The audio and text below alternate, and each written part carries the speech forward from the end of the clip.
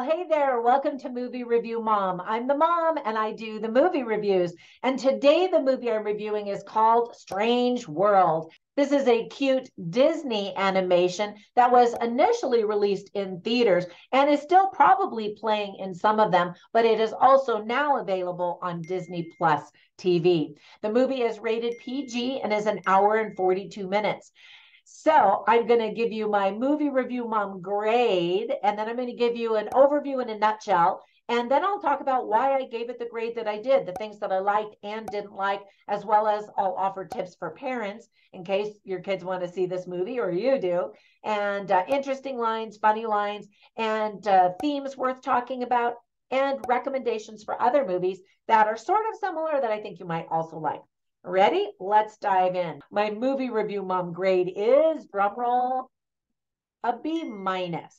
Does that surprise you? Let me explain. In a nutshell, Disney seems to be trying very, very hard to be woke in all of their movies right now. In this movie, we see the most diversity we've ever seen in any Disney movie, including a variety of ethnicities and gender identities. Now, while diversity and inclusion are important, audiences are saying that this movie seems to be more focused on that element rather than in delivering a truly memorable story. The colorful animation was co-directed by Don Hall and Shu Naigan. I'm not sure if I'm pronouncing his name correctly. Kui, maybe? Naigan? Anyway, sorry, Kui, she, however you pronounce your name, was also the writer. So sorry about that.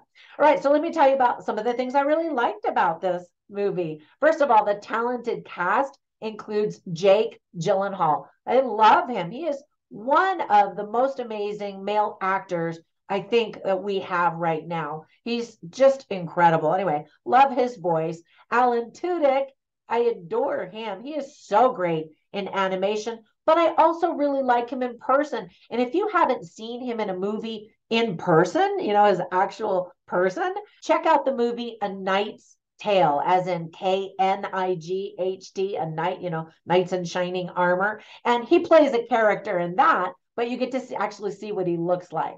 Also, Dennis Quaid, who is consistently good, Jabuki Young White, Gabrielle Union, Lucy Liu, and Abraham Benrubi. So, fun fact, Dennis Quaid and Jake Gyllenhaal actually played father-son in the movie called The Day After Tomorrow back in 2004. I really like both actors. There are plenty of cute and creative creatures. Say that 10 times fast. Cute and creative creatures, cute and creative creatures. Anyway, that we get to meet in this movie, also in beautiful and foreign and strange environments. Fascinating and detailed world building is what we see in this film. And I love the creative nature of Disney. And here we go.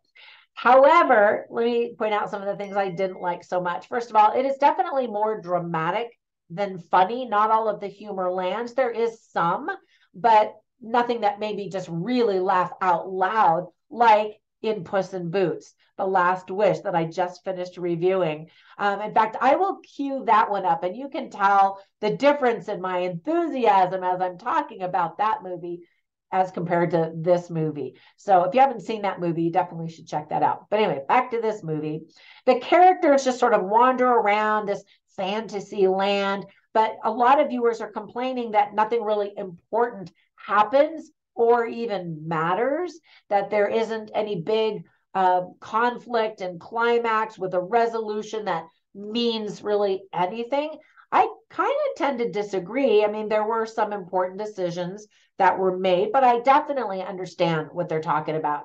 There are a lot of blobby, kind of nondescript characters that are cute, but that also to me kind of look like a money grab for merchandising, because you could turn this nondescript blob into a stuffed animal and try to sell that. We'll see if they hit the market. Ultimately, the most common reaction after watching this movie is meh. So it's not a bad movie. It's just not a great movie. And I think because it's got the Disney name stamped all over it, we expect a lot, don't we? Let me give you some tips for parents because your kids might be interested in watching this. So there are people and creatures in dangerous situations. There's no profanity, but there's animated violence and destruction, of course. Family members are constantly fighting and bickering with each other. And I think that had an effect on my not being able to really enjoy the movie and relax. I'm just like, you guys, what are you fighting about? Stop it. And then there is kissing in the movie. So there are themes that are illustrated well in the movie. They are family and parenting, generational differences. And I just thought it was illustrated so well and also comically, where the grandfather's the manly man, and then his son is sort of the hipster Gen Z, and then his son is gay. And so I just thought, is that what Disney thinks about those generations? I don't know. Other themes are complicated father-son dynamics, finding your vocation in the world, acceptance, environmentalism, legacy, working together, and resourcefulness as humans in general.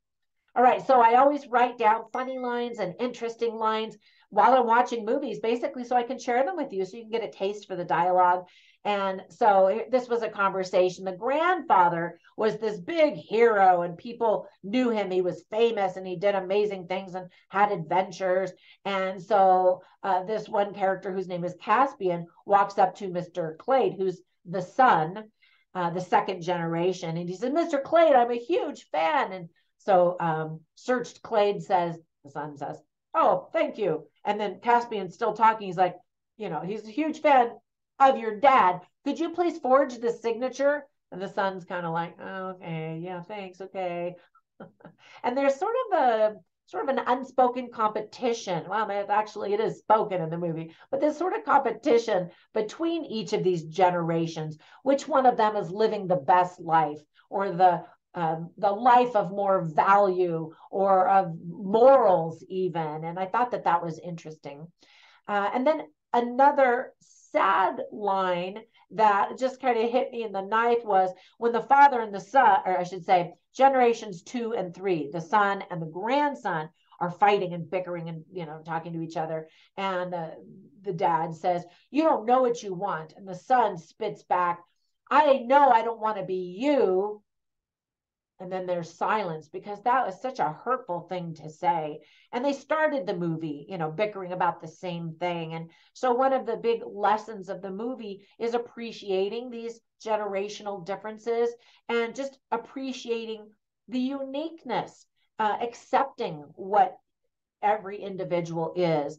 As much as parents try to help their children follow in their footsteps, everybody walks their own path. And so that was sort of the big takeaway for me. So as I was watching this movie, I instantly thought of 2 movies that I wanted to tell you about in case you haven't seen them, that they're sort of similar, that I think you might like. The first one is Fern Gully. This is a very old movie. My kids watched this when they were growing up. And it's definitely a movie about environmentalism, but there are lots of really fun world building and creatures and lessons learned along the way. My kids and I loved it. And then another movie is Avatar. Now, partly because I'm getting ready to watch Avatar, the new one that's coming out. I've been invited to a press screening in my area, and I am so excited. But the reason I was thinking about that, in addition to it's on my mind, is because it's also about climate change, environmentalism, and some generational differences, and relating, and family, and emotional baggage, and that kind of stuff. I mean, I loved that movie. Anyway, so if you haven't seen either of those, check those out. I think you'll also enjoy them if you like this one. All right, that's it. Thank you so much for watching my movie reviews. I hope that they really do help you in steering clear of some not so great movies and choosing to spend your time and your money on the ones that are really, really great. Now, of course, I guess it's all a matter of taste, but I'm trying to give you an idea of what other people are talking about, as well as my personal experience. So that's it. Have a fantastic day, and I will catch you in the next one. Bye for now.